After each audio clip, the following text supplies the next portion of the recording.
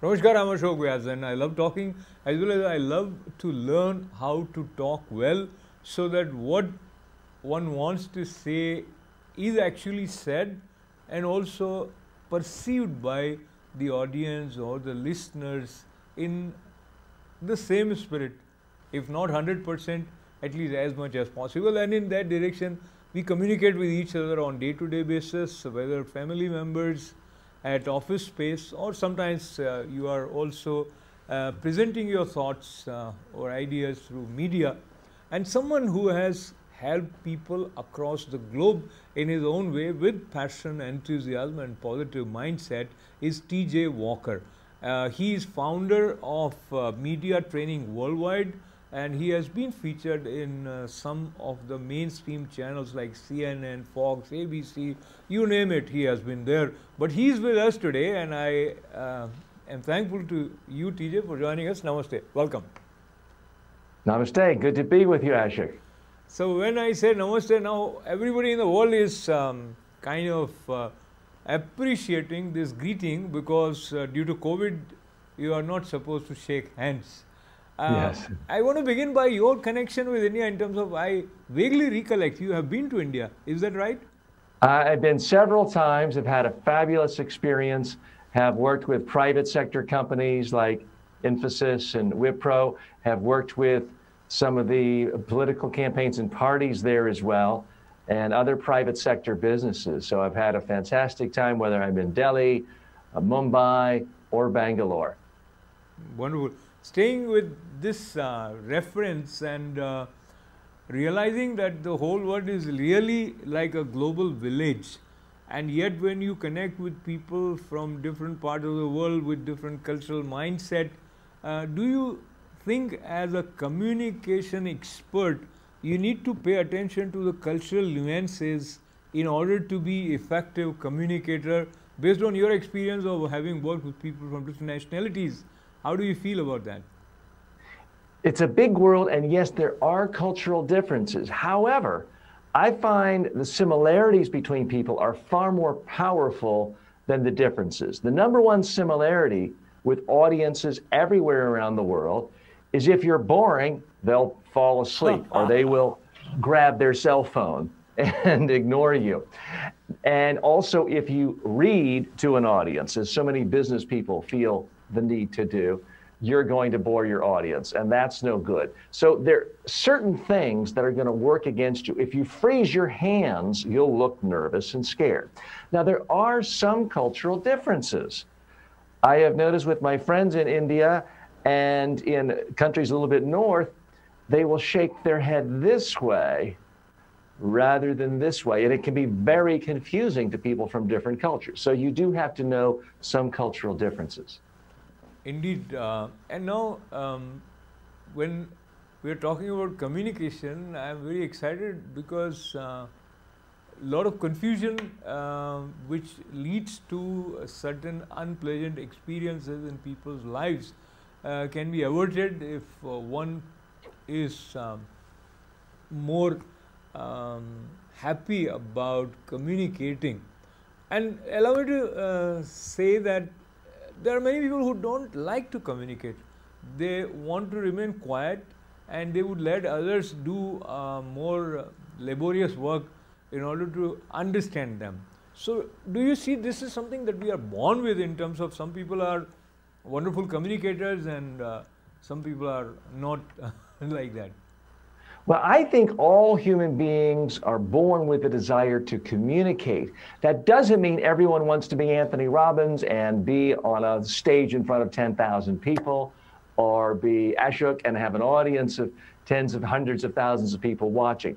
We are also born with a fear of public speaking as a biological defense mechanism, because in prehistoric days, if you are separated from the herd, in the Serengeti and the savannas, you're vulnerable to attack. Lions, tigers, bears, saber-toothed tigers, if they see you standing up alone, you're easier to attack. If you're a part of an entire herd, your odds are much better. So many evolutionary biologists believe human beings are born with, as a defense mechanism, with a fear of public speaking. But that's separate from communication. Maybe you want to be left alone and you want quiet. Well, in that case, you want to communicate to your neighbors or your family, don't bother me. So everyone wants to communicate something with others. So now talking about communication, who you are gets communicated through you, through your body language, through your words, is one way of looking at communication. In that case, how much emphasis you would give towards the technical side of communication, which involves words, which involves consciously moving your hands in certain fashion in order to make a point, etc. So compare the way you would give percentage-wise importance to your innate character as well as your skill set of communicating. Well, I find most people are good communicators when they are comfortable. If you put a couple of people together and they've been friends since high school and they're having their favorite beverage of choice and they're talking about their favorite cricket match or soccer match, most people are really good communicators. Their eyes are expressive, their face is expressive, they're interesting, their hands are moving. What happens to so many people is you put them in a situation outside their comfort zone, like a job interview, a PowerPoint presentation, and because they are uncomfortable, they stop doing the things they do in normal conversation. So their hands freeze, their eyes dart around nervously, their voice becomes flat and monotone. They have become bad communicators. And it's because they let their tension, their nerves get the worst of them. But I'm a believer that if you ever had one conversation, one interesting conversation with one family or friend in your entire life, you already have all the skills you need to be a great communicator. So now you mentioned about not being boring, and that is a universal trait. Nobody would like to hear someone who is boring. What is it that you would say helps one in being interesting to his, her audience? Well, listen to them and listen to questions they have. Focus on them. I didn't come on today and start telling you, well, let me tell you about my book and let me read from this chapter and they talk over you.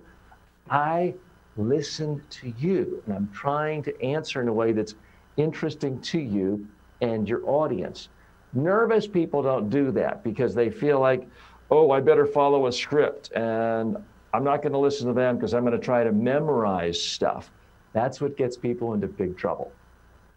Another thing that I notice is while you are responding, you are quite controlled in terms of the extent of your answer, how much time it is going to take. Many people are not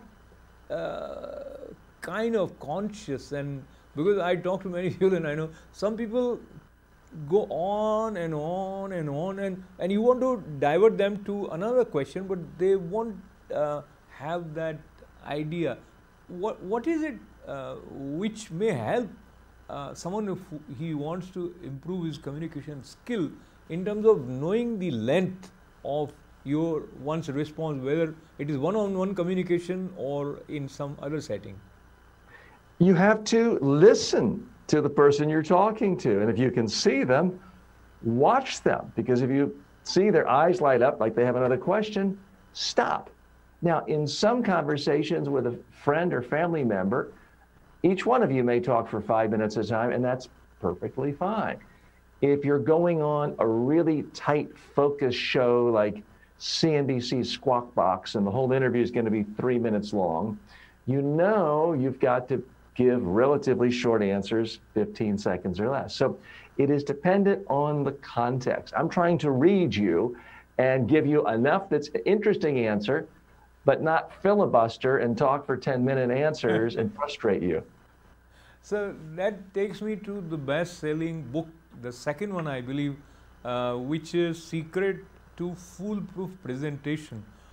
You talked about presentation earlier also. So presentation becomes another advanced way of communicating. When I say advanced, here you are making use of the tool of your slides, etc. Am I right? And how does that add? And is there any ballpoint rule to determine how many slides one should use in one's presentation? Yes, I have an ironclad rule when it comes to presentation slides, and that is use as many as you want that work, and I define work meaning your audience looked at it once and they remember your slide. Now, most people use slides to just put up a bunch of bullet points, text. They're using it as the poor woman's teleprompter. Worst thing you could ever do. I use PowerPoint all the time, but you'll never see a word of text on my PowerPoint. Now, I like text. I've written entire books of text, but I don't have any evidence that text on a PowerPoint slide is actually effective. Now, it's a little bit different if it's a Zoom or an online presentation. Then I think you can have a little bit of text. But the beauty of a presentation is it's a great way of getting people to pay attention to what you think is really important, a few ideas.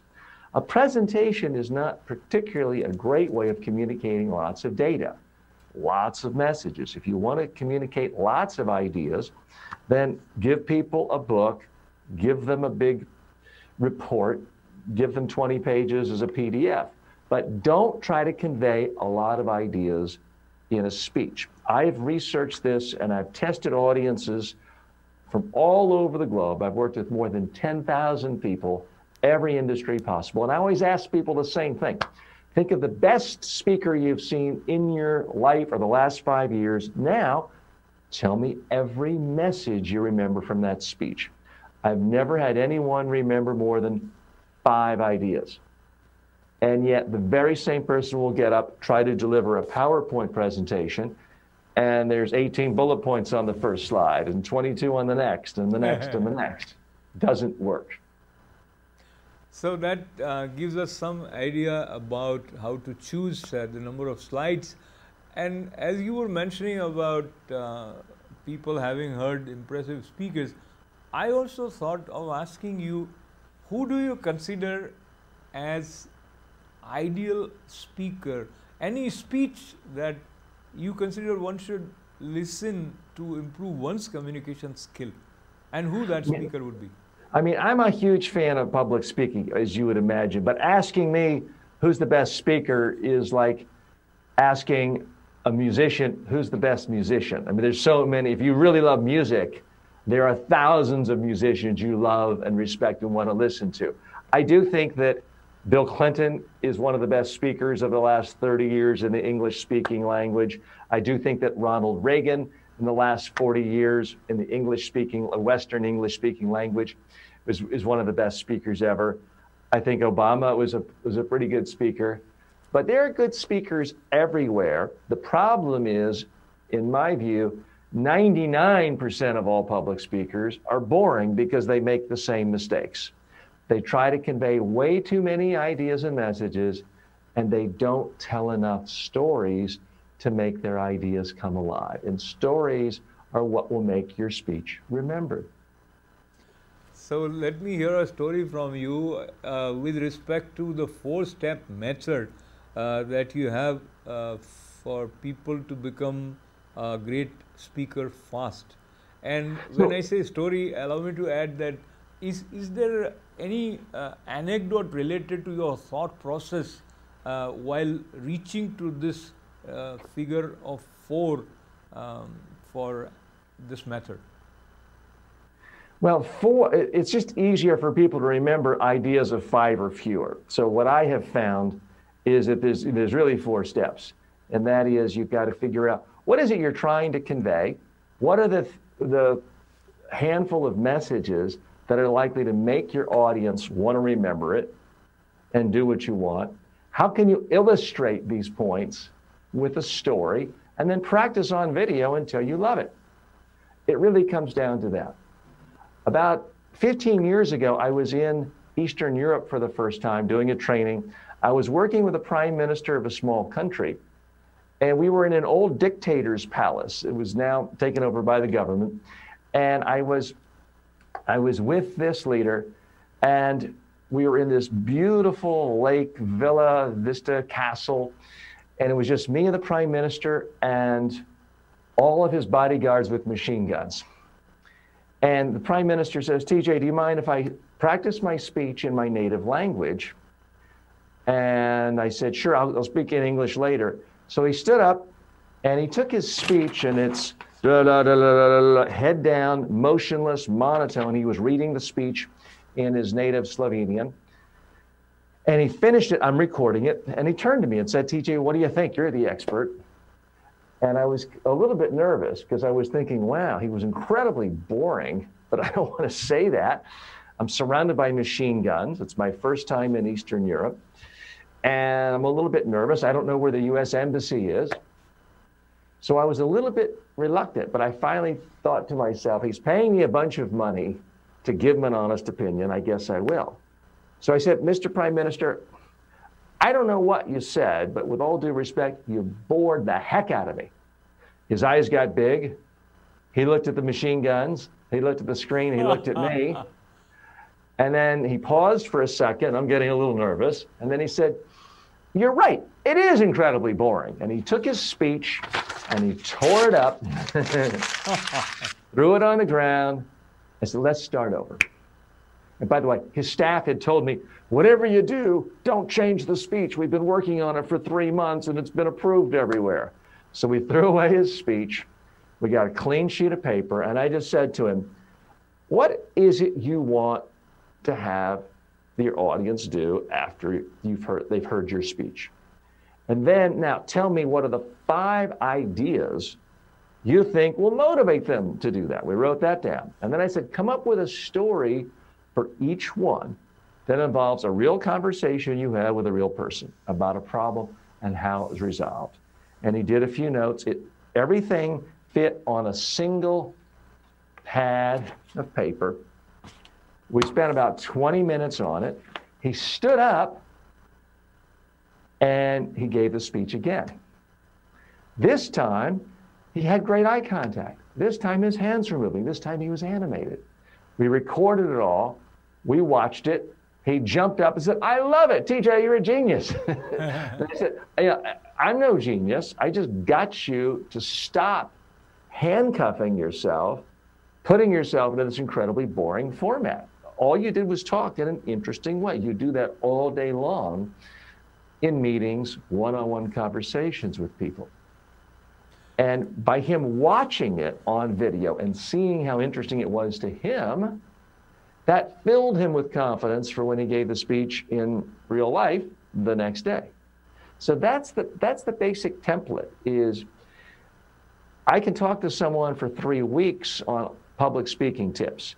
And I have a 36-hour course on public speaking on the Udemy platform. But if you really had to boil it down to about 30 seconds, it all comes down to figure out what you want your audience to do. Come up with 5 ideas or fewer to motivate them. Come up with a story for each one, and then practice the speech on video until you love it. If you do that, you'll be probably the best speaker most people have seen all day, if not all week or all year. Beautiful. You narrated it so well, it became vivid and as if we were witnessing your presence with this Prime Minister in Eastern European country with machine guns and all. You also mentioned that while you speak, you should be clear what you want your audience to do. And that is also something which requires additional attention. Many times there is lack of clarity. Not just lack of clarity, many times you are apprehensive that what you want to convey, the other person is reluctant even to pay you open ears to hear you out. So that causes a sense of unease in communication. You have talked about overcoming fear and discomfort to be a good communicator. Talk to me, what are the tips that you can recommend to overcome fear? Well, people think I'm going to say meditate or drink green tea or visualize a standing ovation. I find those are mostly a waste of time if you don't do one thing. The reason you have fear, most people have fear about public speaking, is they fear that they're going to be boring, awful. The person won't find them interesting. The problem is there is an excellent chance that your audience will find you boring, dull, uninteresting if you give the speech the way most people do, which is this boring data dump. The number one way to be confident before a speech is to have evidence you're actually giving a good speech. Now, when I started in this business 35 years ago, it was difficult to do because there weren't video cameras around unless you had a TV station or a friend of the TV station. But these days, we are all completely surrounded by video cameras and our cell phones. So the way to be completely confident and relaxed before a speech, a presentation, an interview, is to rehearse on video and to look at it. And to keep doing it until you like what you see. People say, well, I don't like to look at myself. Nobody cares what you like. You might not like looking at yourself in the mirror, but most people look at themselves in a mirror before they go to work in the morning or before they go to a Zoom conference. Why do we look in a mirror? We don't have to look at ourselves all day long. We look in a mirror because we want to see how we appear to the rest of the world. I want to know, do I have jelly all over my face from breakfast? Did I spill coffee on my shirt? Is something funny standing up? We look in a mirror because we want to know, how does the rest of the world perceive us? When it comes to your speech, your presentation, the only way to know if your presentation is any good is you have to watch it. Because something can look great on a piece of paper, that's irrelevant to how you come across in a speech. It's a different medium. So this, I've never seen this solution not work. It's not hard to do and it costs nothing. You don't have to hire a TV crew. All you have to do is be willing to practice your presentation on video, look at it, figure out, what do I like? What do I not like? Do it again. And people say, well, TJ, how many times should it be? They want some magic number like 3 times or 8 times or 2 hours for every 2 minutes of speech. And it's simpler than that. You need to practice your presentation on video until you love it, until you're convinced it's an interesting speech and you're doing it the best you can. For some people, it may be 1 or 2 takes. Recently, I worked with a CEO of a high-tech company, very busy guy. He manages 10,000 employees around the world. And I was working with him in San Diego. And he did his practice speech for me before we did a day of presentation training together. And when he walked in, he said, TJ, I did my practice speech 130 times before I sent it to you. I said, that's great, that's wonderful. And he said, I feel like I've already learned so much, and we hadn't even started the day of training yet. So here's a busy guy, manages 10,000 employees, was already a billionaire, but he practiced his speech 130 times on video. You don't have to do it that many times. So for so much of my career, I helped people try to persuade audiences. And the last few years, I realized the most important audience of all when we speak, ourselves. And yet few people use this power to be able to speak to themselves. And thanks to the magic of a cell phone, you can record it with audio and video. And it's so much more powerful than affirmations. Affirmations are great, but I find myself and 90% of the world will not use the same affirmation for more than a week. But if you record it once, I can then hit play. I can be eating my breakfast, going for a walk, other things, and I hear all my affirmations, all my goals repeated to me in my own voice. Beautiful.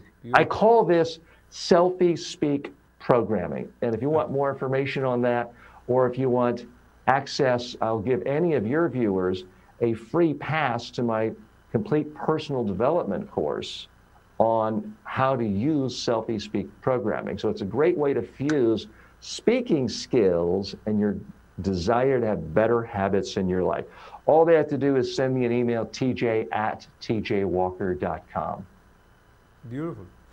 I want to clap for this last nugget also, where you talked about the power of affirmation and how one can pump up oneself towards the right course of action by telling and becoming a speaker as well as audience. And it was, as always, a pleasure to have you here. May you continue to succeed in helping more and more people, because this not just brings out the best in them, but also adds to the beauty and harmony in the world. So my thanks to you with gratefulness and with lots of good wishes. Thank you, Ashok, and thanks to your audience. So while I thank TJ Walker, founder of Media Training Worldwide, I thank you all also for being a part of this interesting and enlightening conversation with lots of good wishes. This is Ashok Vyas.